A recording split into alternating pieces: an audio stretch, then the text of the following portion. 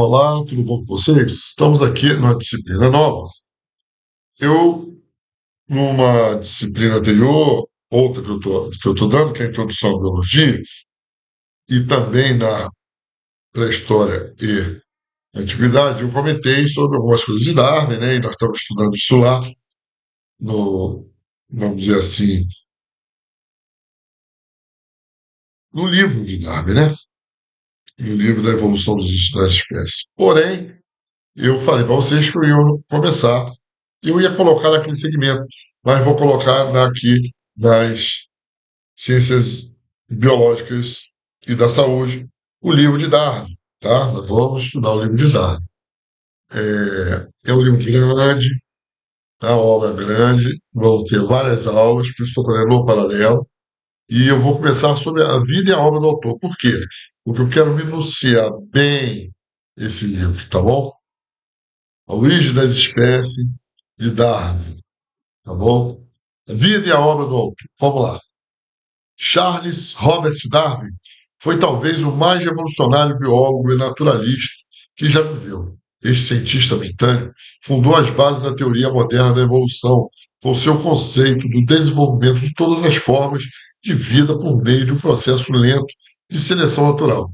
Seu trabalho foi decisivo para a ciência da vida e da Terra. Darwin mudou todo o pensamento moderno em geral. Nascido em Shropshire,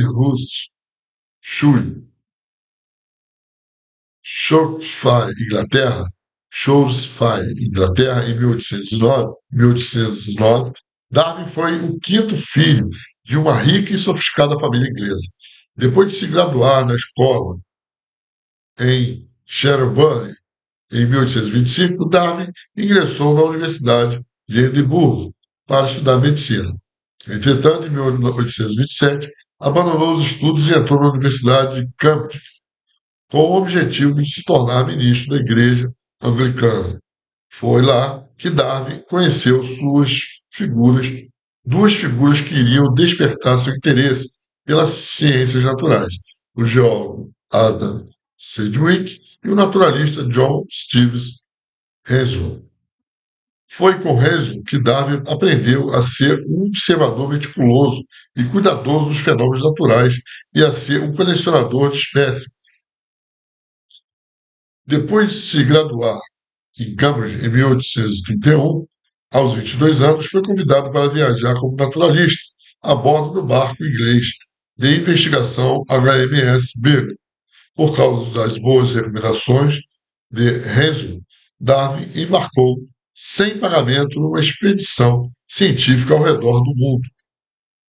A tarefa de Darwin como um naturalista a bordo do Beagle lhe deu a oportunidade de observar as diversas formações geológicas em diferentes continentes e ilhas ao longo do percurso, bem como uma ampla variedade de fósseis e organismos vivos. Em suas observações geológicas, Darwin se impressionou com o efeito que as forças naturais tiveram na forma da superfície da Terra. Na época, a maioria dos geólogos aderiu à teoria da catástrofe, que teorizava que a Terra experimentou uma sucessão de criações de vida animal e vegetal, que cada criação tinha sido destruída por uma catástrofe repentina, como um levantamento da superfície da Terra. De acordo com essa teoria, a mais recente catástrofe, o dilúvio universal, eliminou toda a vida, exceto aquelas formas que se salvaram na Arca. O resto poderia ser visto apenas na forma de fósseis. Do ponto de vista dos chamados catastrofistas, as espécies foram criadas individualmente e eram, sobretudo, imutáveis. A teoria dos catastrofistas foi questionada pelo geólogo inglês Sir Charles Lyell em seu trabalho de 2 volumes, Princípios de Geologia, 1830 a 1833. Lyell sustentava que a superfície da Terra estava sofrendo uma mudança constante, como resultado das forças naturais que operam uniformemente durante longos períodos de tempo. A bordo do Big, Darwin descobriu que muitas de suas observações se encaixavam perfeitamente à teoria uniformista de Lyell. Notou, por exemplo, que certos fósseis de espécies pretensamente extintas lembravam sobremaneira espécies vivas na mesma área geológica. Nas Ilhas Galápagos, na costa do Equador, observou que cada ilha tinha sua própria forma de tartaruga terrestre, e essas diversas formas estavam relacionadas diretamente, mas diferiam na estrutura e nos hábitos de alimentação em cada uma das ilhas. Darwin concluiu que estas espécies não tinham aparecido nesse lugar e que tinham migrado para Galápagos, vindas do continente. Darwin não percebeu, naquele momento, que os tendilhões das diferentes ilhas do arquipélago pertenciam a espécies diferentes. Ambas as observações originaram a pergunta para Darwin de possíveis cruzamentos entre espécies diferentes, porém similares. Depois de regressar à Inglaterra em 1836, Darwin começou a organizar suas ideias sobre a habilidade das espécies de se modificarem. A explicação que encontrou de como evoluíram os organismos lhe surgiu depois de ler o ensaio do princípio da população em 1798, de autoria do economista britânico Thomas Hobbes Matthews, que explicou como as populações humanas mantinham o equilíbrio. Malthus dizia que nenhum incremento da disponibilidade da comida para a sobrevivência humana básica poderia compensar o ritmo geométrico do crescimento da população. O último, portanto, tinha que ser verificado pelas limitações naturais, como a fome e a doença, ou por ações humanas, como a guerra. Darwin aplicou imediatamente o raciocínio de Malthus aos animais e às plantas. Em 1838, tinha elaborado já um esboço da teoria da evolução por meio da seleção natural. Durante as 2 décadas seguintes, trabalhou em sua teoria e outros projetos de história natural. A teoria de Darwin só se tornou pública pela primeira vez em 1858, num documento apresentado junto com outro de Alfred Russel Wallace. A teoria completa de Darwin foi publicada somente em 1859, com o nome que leva a esta publicação, A Origem das Espécies. A obra ficou conhecida como o livro que abalou o mundo. A Origem das Espécies se esgotou no primeiro dia da publicação e, ao mesmo, ocorreu com 6 edições posteriores. Agora vamos falar sobre a obra. A teoria da evolução por seleção natural de Darwin travava essencialmente que, devido ao problema do fornecimento de alimento descrito por Malthus, as crias nascidas de quaisquer espécie competem intensamente pela sobrevivência. Os que sobrevivem darão origem à próxima geração, que, por sua vez, tende a incorporar variações naturais favoráveis. Por mais sutis que essas possam ser, e estas variações passam de maneira hereditária à prole. Portanto, cada geração melhorará sua adaptabilidade com relação às gerações precedentes, e este processo gradual e contínuo é a causa da evolução das espécies.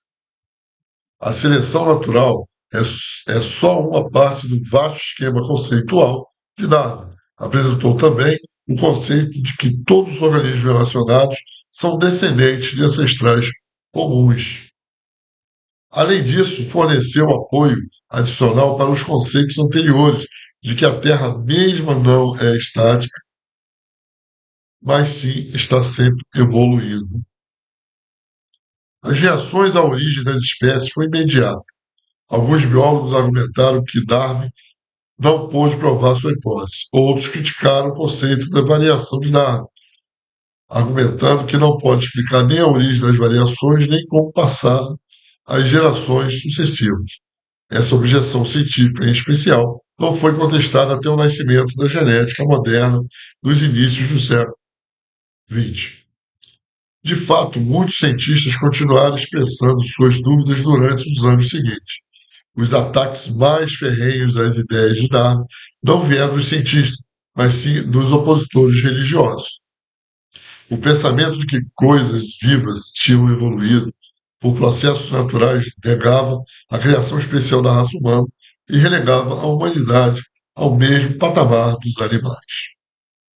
Darwin passou o resto de sua vida desenvolvendo diferentes aspectos de problemas surgidos em origem das espécies. Seus livros posteriores incluíram A Variação dos Animais e Plantas sob Domesticação, 1868, O Descendente do Homem, 1871, A Expansão das Emoções dos Animais e o Homem, 1872, foram exposições detalhadas em temas que estavam limitados a pequenas seções da origem das espécies. A importância de seu trabalho foi reconhecida por seus contemporâneos. Darwin foi eleito para a Sociedade Real em 1839 e para a Academia Francesa de Ciências em 1878. Darwin faleceu em 1882. Obras do autor.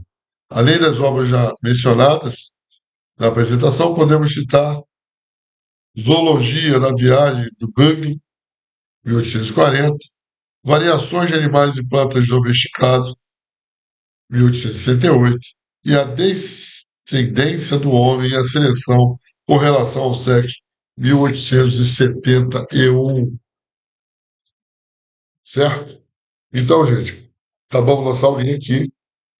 Mostramos como Darwin fez aí a sua trajetória, como começou o seu trabalho, né?